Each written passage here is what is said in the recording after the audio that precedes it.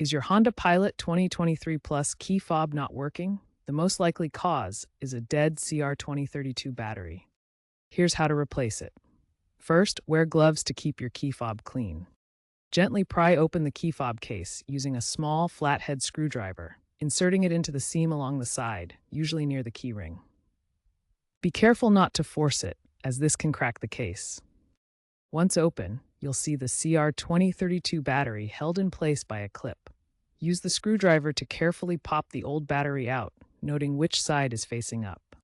Insert the new CR2032 battery with the positive plus side facing up. Snap the key fob case back together, listening for a click to ensure it's securely closed.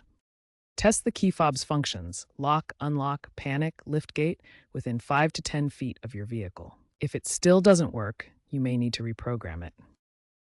If replacing the battery doesn't solve the problem, try reprogramming the key fob.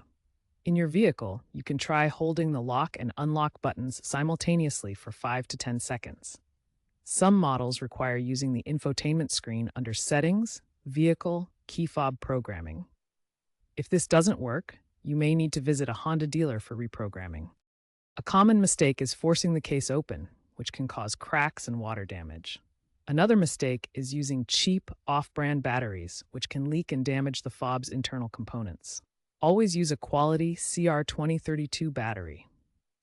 Also consider the My Honda Plus app, which offers a key fob health check feature to monitor battery levels and even digital key functionality, reducing reliance on the physical fob.